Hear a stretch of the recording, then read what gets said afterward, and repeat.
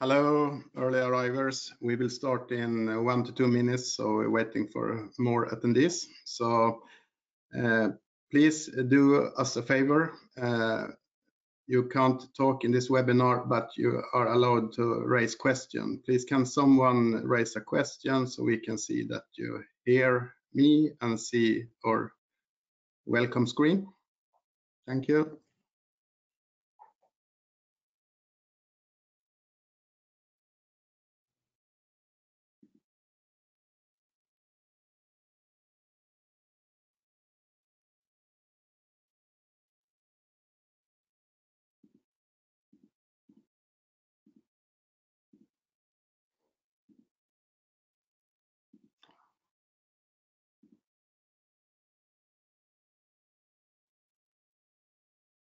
Lasse, can you hear me at least? Loud and clear, Daniel. Loud and clear. Thank you. Thank you. It would be perfect if we can get confirmation from some of the attendees as well.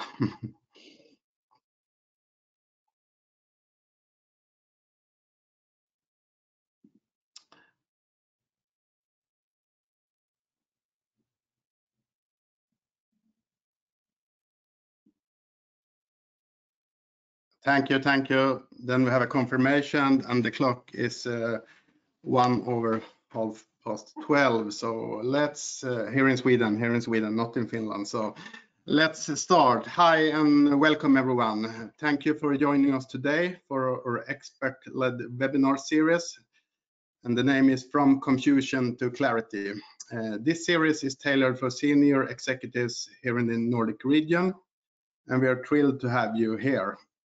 In this series of 30 minutes webinar, we will explore how Copilot for Microsoft 365 can enhance your organization and your employee productivity. Our focus will be on practical guidance and insights from our experts, helping you align Copilot within your organizational and reach your goals. The purpose of the webinar and a few practical things. This event will be recorded and sent to you afterwards.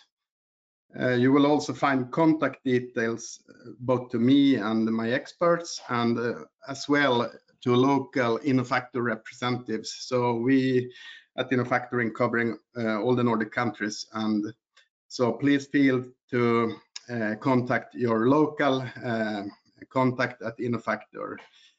Copilot is a cornerstone and top of our mind at all employees at Innofactor.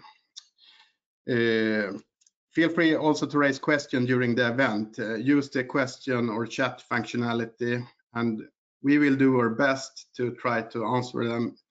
It's a short event, but if we not answer them during the event, we will take time to do it in a thanks letter afterwards.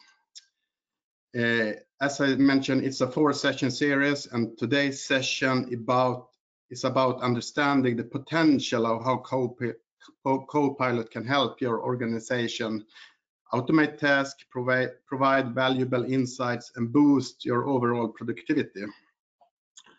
The upcoming events after this will take place in the near future, and it's already announced on our webpage. Before we dive into the topic today, I will give you a brief introduction to who we are at Innofactor. Our goal is to be a leader in the digital and the cloud solutions in all the Nordic countries. We are around 600 people, and we are specialized in all the destinations at Microsoft. So we are a cloud solutions provider, and more, we are also a Copilot Jumpstart partner. So feel free to get in touch with us, and we will serve you with all our experts to make you Copilot readiness. Short about me, I'm the sales guy, and you're thinking, oh, another sales guy, but I is your opportunity to get in touch with all our experts in what kind kind of area you have on your mind. So it can be Copilot, it can be security, it can be hybrid cloud, identity, what else?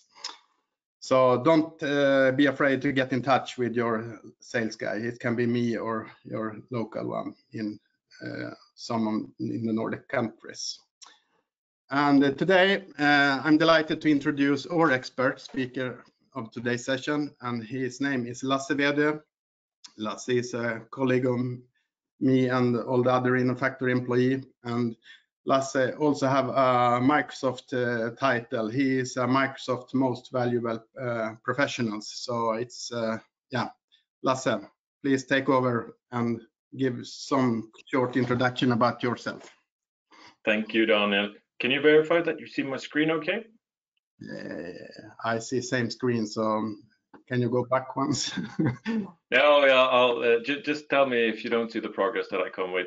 Yes. Hopefully you can hear me well and see me well as well. My name is Lasse Wedö. I'm a consulting director at Innofactor, and I'm driving much of the Copilot initiative in Norway together with some of my colleagues.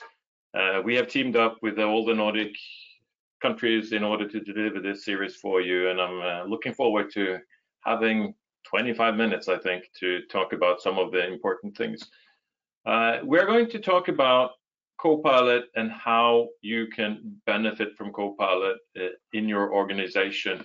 But first, we need to discuss what Copilot is and what it isn't. That's part of the clarification. There will be some we will repeat some of the topics during our other sessions as well. So this is a high-level overview of what to expect from the next sessions.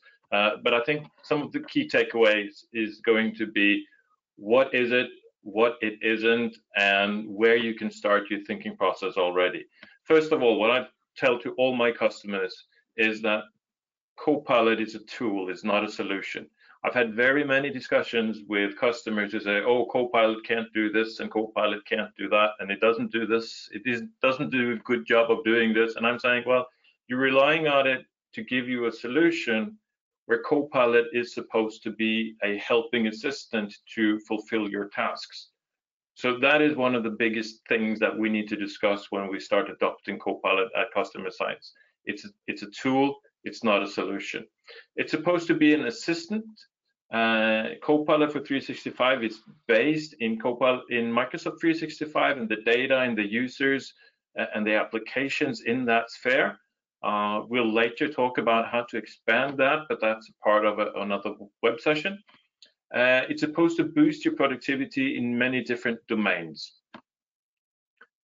I'll also say that the key features of Copilot is contextual assistant. It's like it's being in a document and making the best out of that. It's being in a situation, being inspired how to provide better information, how to provide accurate information, and how to present the same information. That's the contextual assistance. Copilot, the module of Copilot that you're in, is it focused in the entire tenant? Is it focused in Teams? Is it focused in a PowerPoint? Are you asking it for directions from a document, or are you just asking a broad question? All of these things will impact your result of working with Copilot. It's very good at doing data analysis. It's good at creating content. But if you ask it to create content without context, that's when you'll see Copilot start dreaming, as some would say. We come up with ideas and come up with things that isn't real. So have that in mind when you ask for content creation, that if you give the Copilot direction of where to look for information on how to give that information back to you, that's when Copilot works the best. There are a lot of different use cases, but I think the most use cases that when we talk to customers, they're around project management, they're financial analysis, a lot of marketing, creating content based on already defined content. So creating web pages or PowerPoints based on documents and product descriptions that are already created. These things are really fast to get started and fast to start working with Copilot. Now, What are the benefits of Copilot? Microsoft likes to say that everyone can benefit from Microsoft Copilot, but I like to say that we need to look at the specific task and what we want to accomplish with Copilot. So enhanced productivity is one of the benefits. It's giving you a real-time suggestion based on the insights it has when you give it direction. So it's like you can say, hey teams, can you tell me what has happened in this group chat for the 2 weeks that I've been on vacation? And it can really fast get you up to speed on what's going on in the different areas that you've been missed. These are one of the things that you can do. It also can help you create notes. It can help you create meeting invites. It's all based on knowledge that it already has. Improved accuracy is another area where you can see a benefit from it. Again, your data is your gold. The data needs to be in order, but Copilot, when played right, offers a really good data-driven insight when it gives you suggestions. Don't ask it, please create the presentation tomorrow, but tell it, please give me a presentation based on these notes, or be it based on this meeting, or based on the discussions that I've had, or based on whatever specific topic, and it will really give you a good insight on how to build that information correctly. Streamlined workflows, it simplifies complex tasks. When we do workshop, we talk about, it's not necessarily about the direct task Copilot is. If you're in PowerPoint and you ask it to create a PowerPoint presentation, that is a task. But if you look at the workflow from the idea generation to creating the PowerPoint to showing that PowerPoint in a meeting, recording that meeting, making minutes of meeting, and then you bring that back to have a resume and you send out an email with all the information, that is a bigger, larger workflow, and Copilot can really help you speed up a lot of parts of that process and make it more accurate as we go along. Now, boosted creativity, I've already talked about this, is drafting and creating documents. It's so much easier to create something when you can have a sparring partner. So we always talk about this blank page that looking at you, the writer's block. I'm supposed to have a presentation on Copilot, from confusion to clarity. Where do I start? Did I start with a blank PowerPoint presentation? No, of course I use Copilot to gather some ideas, gather some insight, try to see what other people have talked about, see what we had talked about, gather my notes, and then from that, working in multiple iterations, building the presentation you see today is based on not Copilot, it's based on me using Copilot to help me gather this information for you. Now, enhanced collaboration is when you use Microsoft 365 Copilot to dig into emails, chats, channels, and everything, and try to get a holistic view of what's happening. And one of my favorite queries these days is, hey, Copilot, can you tell me about my email, about my chats, about my meetings this week, and prepare a list for next week of what I need to do and give me a prioritization order. And it does a pretty good job of actually listing everything that I said I'm going to follow up, or if somebody's given me a task that I need to follow up with dates if I want to, with whom I should talk to and all this. It all depends on how you ask Copilot to get that information. Time savings, for sure. It can save a lot of time getting started, to produce material, and then to finish off materials as well.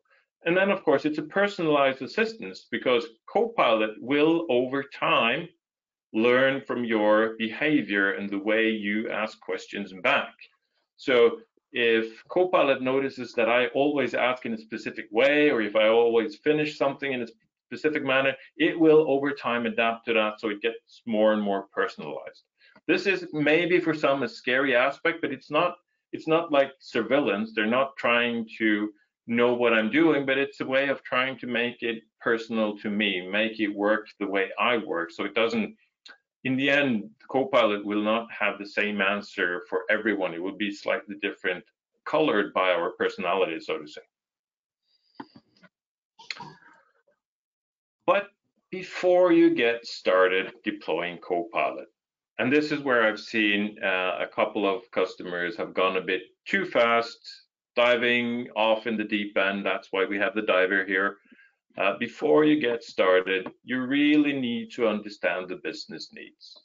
If you don't understand the business needs and you buy Copilot license and you just spread them around like candy, it is just that, it's candy. It can be some employees will understand how it works and how they can make the most of it, but a lot will not understand how to work with Copilot in order to get a meaningful discussion and meaningful output, right?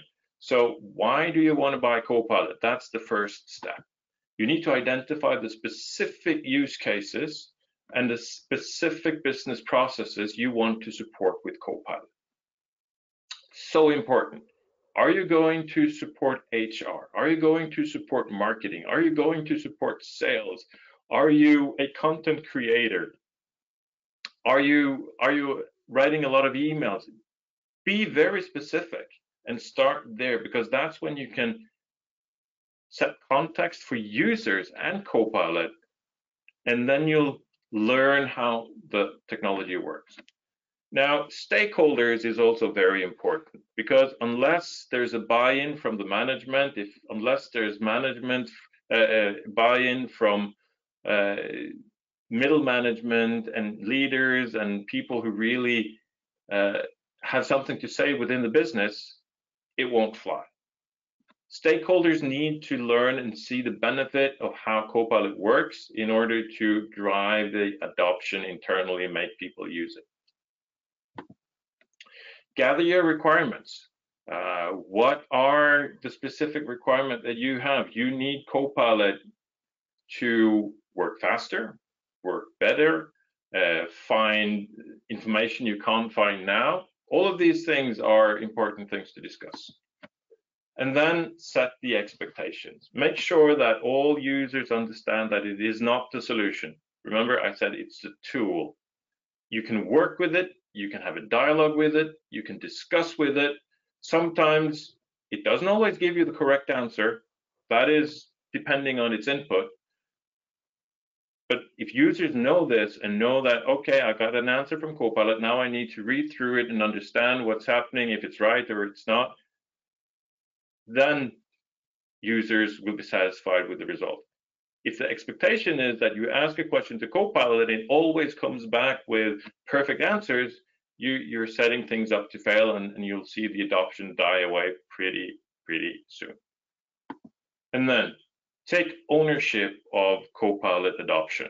Make sure it's actually happening. Don't just say, oh, I'll buy licenses and I'll throw it out on the floor, making sure that people can have it. Unless somebody takes ownership of it, again, it will not fly. So, made all the decisions, you've taken ownership, you've gathered your prerequisite, you've gathered your stakeholders, then what? Then start thinking about how to prepare for the deployment. There are a lot of security concerns when it comes to Copilot, and some of them are well-founded and some of them are not.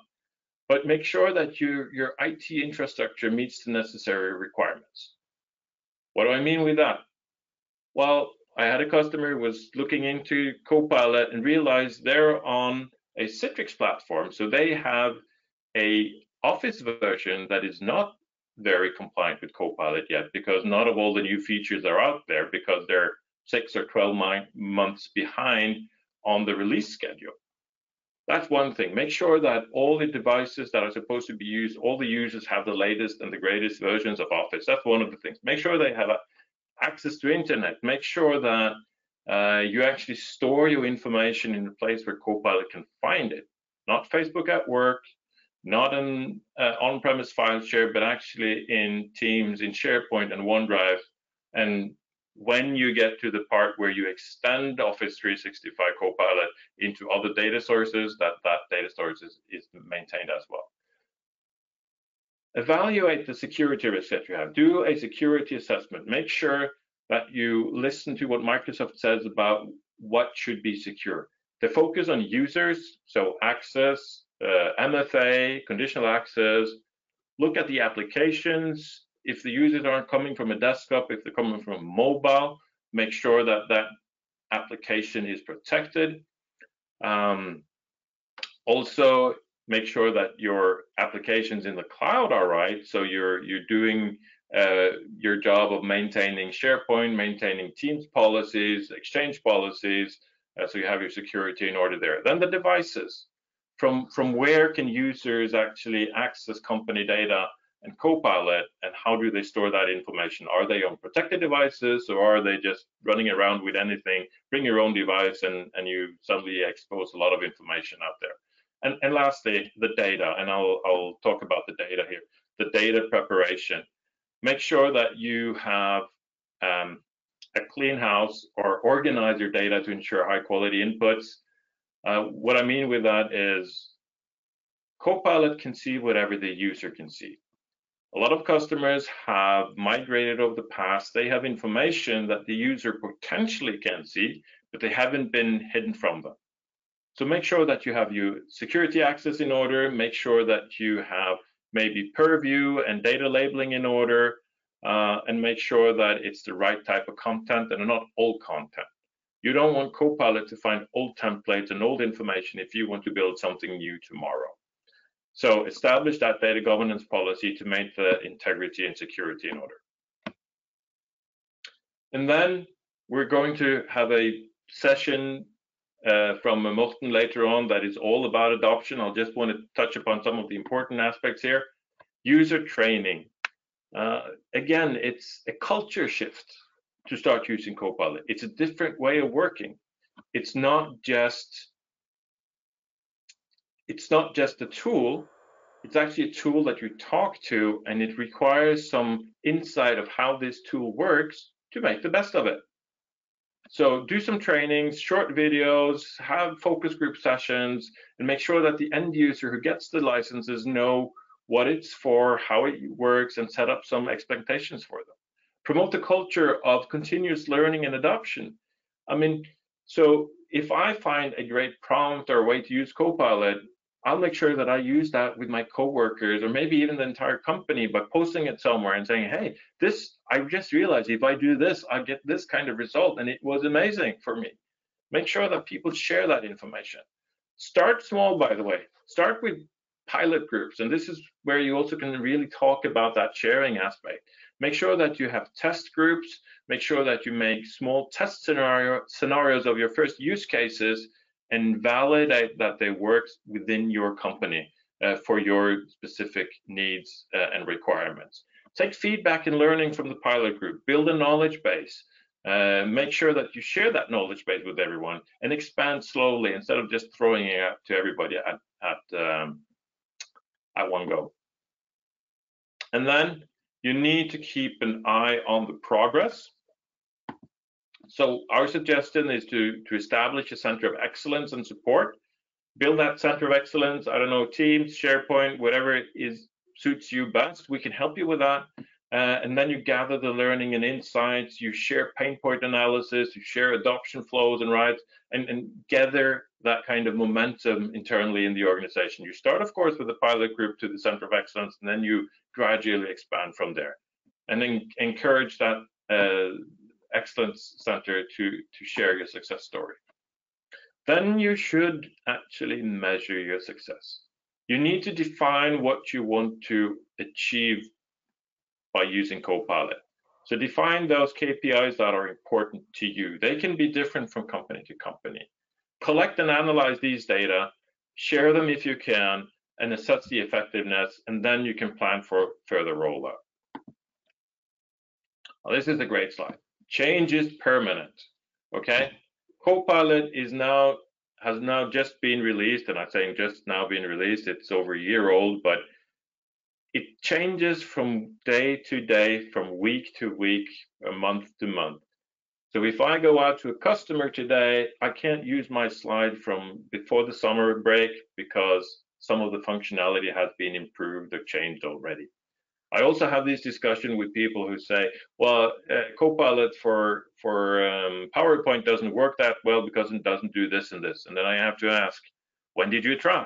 Well, 4 months ago. Well, have you tried lately? Because there's been a lot of changes. The same goes with Excel. The same goes with other applications. It's continuously being improved. So keep an eye on the roadmap. keep an eye on the functionality, and then understand it as it evolves. Look for new use cases within your organization. Look for new gains, new benefits that you think you can improve here and there. And then, of course, as the company matures, you start looking into other AI solutions, not necessarily just Copilot. My bet is that Copilot for data, AI for data, AI for Azure will become much, much bigger than just Copilot right now, but it takes some time and some maturity in order to grow momentum. What you can do when you've been using Copilot for a while, of course, you can enhance the experience. You can use Copilot Studio in order to dig into other sources, other applications, and then you can really make a good experience for a user. So he or she doesn't have to go from application to application to application, but you can rather integrate it with external data sources, connectors, and bots and workflows. And this is only the beginning. Now then, what's our approach, Daniel? We're getting close to the end here. We have this kind of 3-step thing that we're talking about. We talk about the plan, the start, have Copilot workshop, the early Copilot engagements where you can apply for funding from Microsoft to see if you're eligible to actually have these inspirational startup sessions together with us in order to discuss your use cases or help understand where you can look for use case and then applications of Copilot. And then later on, it's the foundation. You make sure you build that structure, make sure you have your security in order, make sure you have your data in order, start looking for secure use cases where you might not have all your security in order, but you teach and train your employers to actually say, hey, if you work with Copilot in this way, it is a safe way to use it. And then as you move on, implementation and adoption, run the larger pilots, the rollouts, the training, the center of excellence, and all of these things. A lot of these activities are, by the way, also possible to fund with the support from Microsoft, depending on your licenses and licensing schemes with Microsoft. That was it from me, Daniel. Do you want to take over? Yeah, please. We can use your screen. So I tried to take over the screen sharing, but please use this one. So what's happened next? Okay, have you? I switched to you, so you can share. Yep. Thank you. Confirm that you see my screen. I do. Yes. So don't miss out for the rest of the Confusion to Clarity webinar series. So next session is September 19th. So please book your slot already now. And as I mentioned before,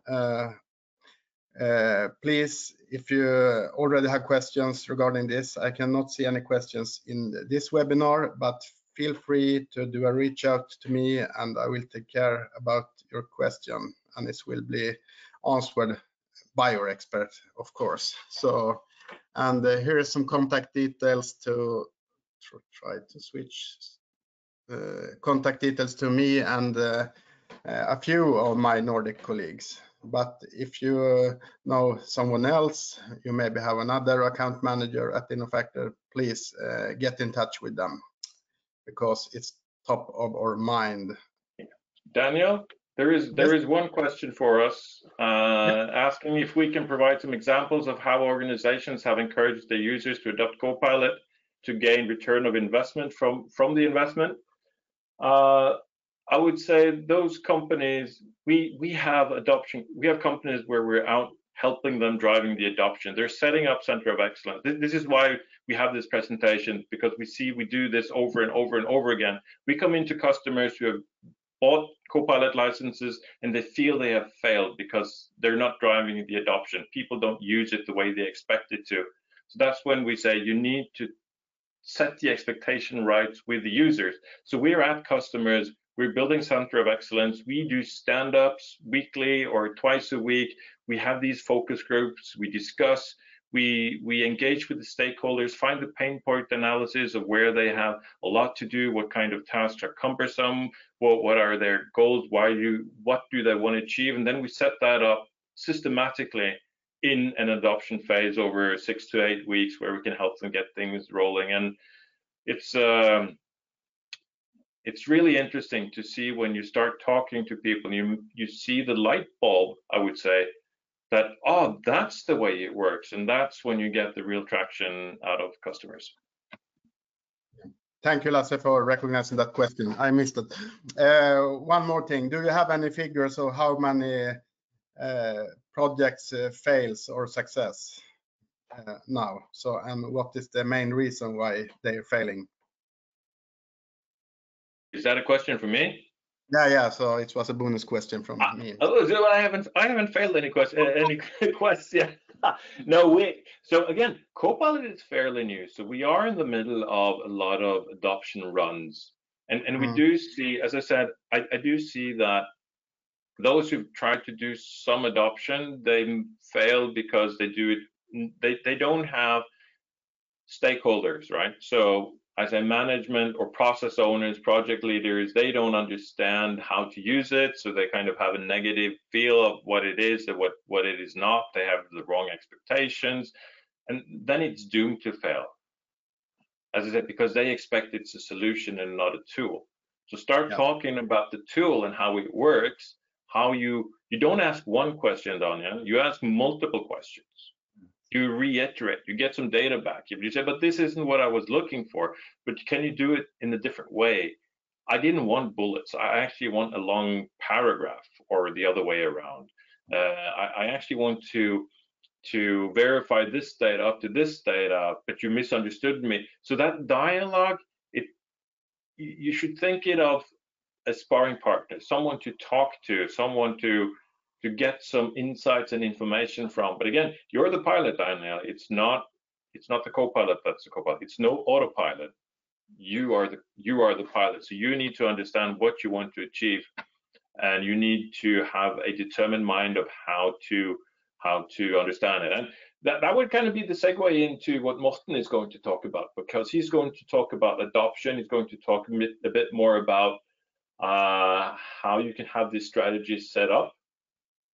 So the path to success, so to speak. And I think if you're curious about that question, Donald, you should come back on the 19th and the 24th of September.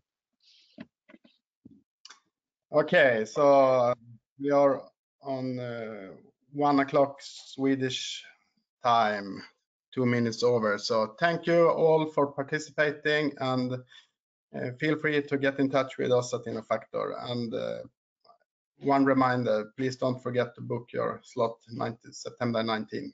Thank you from me and Lasse. Thank you, everyone. Have a nice day.